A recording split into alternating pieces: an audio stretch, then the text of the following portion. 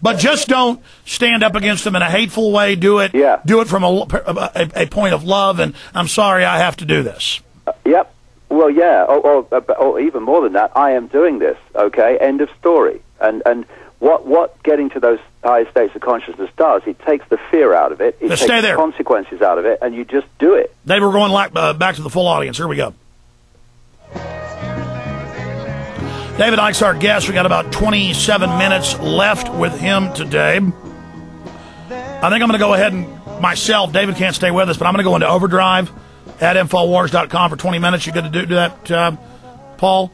Because I want to cover what's happening with the markets after David leaves us.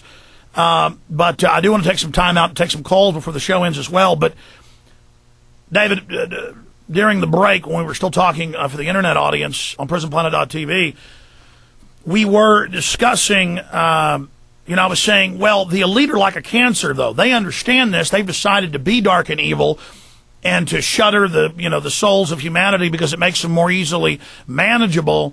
And they get and they revel in darkness, and I can't imagine having the knowledge of the wonders of being good and being loving and doing all that, and then making the conscious decision to be dark and wicked. So why are they doing that? And as good guys, how do we stand up against them? Well, they are locked into such a depth of their own body consciousness that that's why, and there's other connections to that, but they're so locked into that level of reality that why they're so good at manipulating it. Right? They're almost like soulless beings who have lost such contact with these higher levels of awareness that basically, if you look at the way they operate through intellect.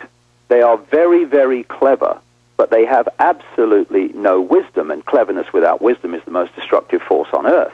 So they're coming from an intellectual level, which is a body consciousness level, because the intellect thinks and works things out. It's not that higher knowing that we've talked about. And they're so stuck in it that they have lost touch with a key self-balancing mechanism, which is empathy.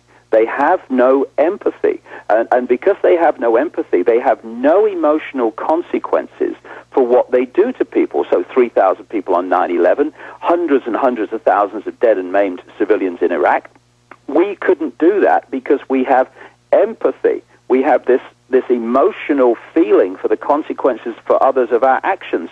When you don't have them, there are no limits, and that's why they act like they do. And it's why I've been saying for years, if you see what they would do on the basis of what you would do, then you've lost the plot, because they're not the same because of what I've been talking about. And they are, I mean, I know I've had lots of ridicule, and also over the years I've had lots of ridicule over many things. I don't care what is, but, you know, these people interact on a what you like a human level with entities that operate just outside of visible light.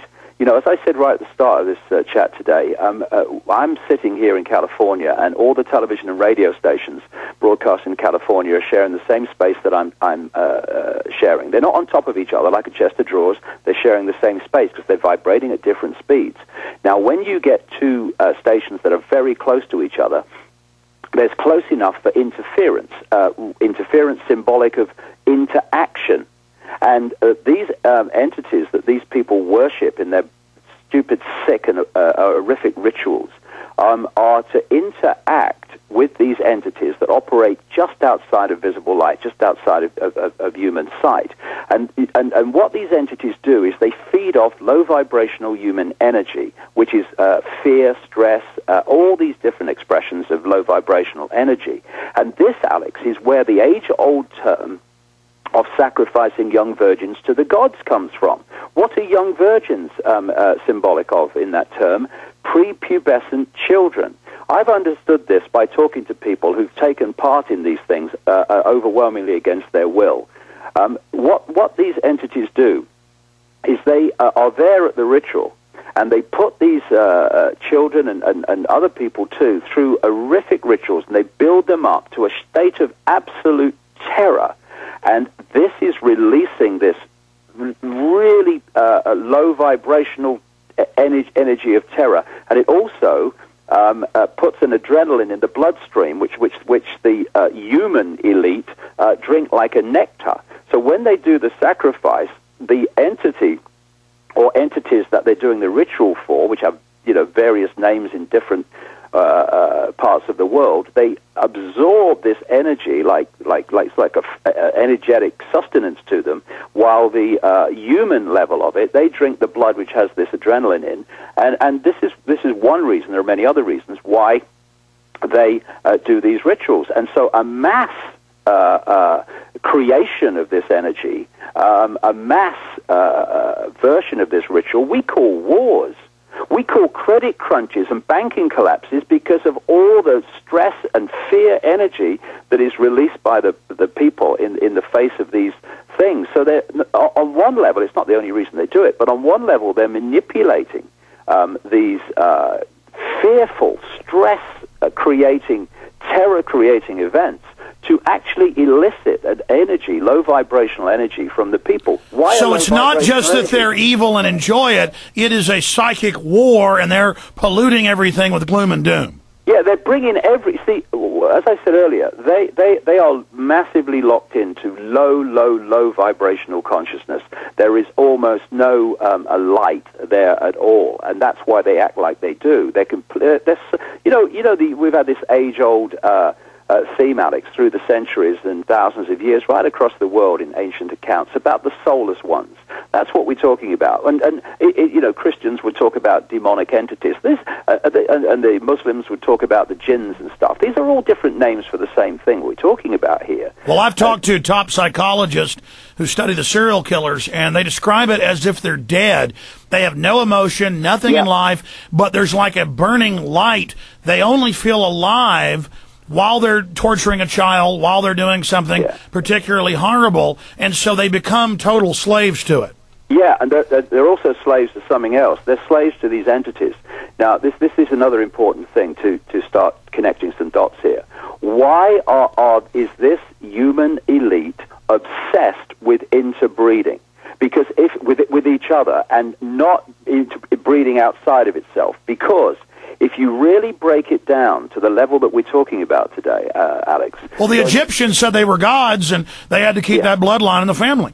Yeah, but what's the obsession with bloodline? It is this: keeping the money together. When you procreate, you are in effect downloading two hard drives called DNA and whatever onto one hard drive, which we call the new child body computer. The child is consciousness. The child's body is a computer like everyone else. Now, that means that these bloodlines, when they interbreed, what they're holding is, in effect, a software program, a certain vibrational field, which is the fusion of the two aspects of the same genetic line, i.e. the same, aristocracy or royal family, whatever. Now, this means... Hello? No, sorry, go ahead. Yeah, this means that the elite bloodlines in physical form within this reality, they are vibrating to a particular frequency which, because it's a hybrid, has a vibrational sympathy with these entities operating just outside of visible light, human sight. And therefore, that vibrational connection allows these particular bloodlines to be possessed, another ancient theme right up to the present day, by these entities much more powerfully and efficiently in terms of controlling their mental and emotional processes than they can with the rest of the population. And so this is the key, Alex. You've got a human bloodline, which is a hybrid bloodline with a certain type of DNA, which they interbreed incessantly and have over the centuries to hold. This allows a vibrational connection with these entities, which allows the possession of these human forms by these non-human entities. And then you've got the secret society network, which manipulates these human elite bloodlines that we talk constantly about into the positions of power, and indeed their gophers into the positions of power. And what we're actually doing is putting these entities into those positions of power. But because we look at them with our five-sense sight, we decode only the human level, so that's all we see.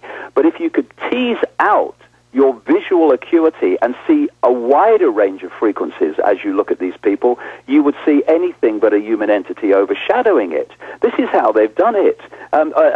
This is what these bloodlines are about, having vibrational compatibility with these entities which they worship, these gods that they worship. And so, David Icke, thank you so much for all the time. DavidIcke.com. Tell the listeners about your latest book.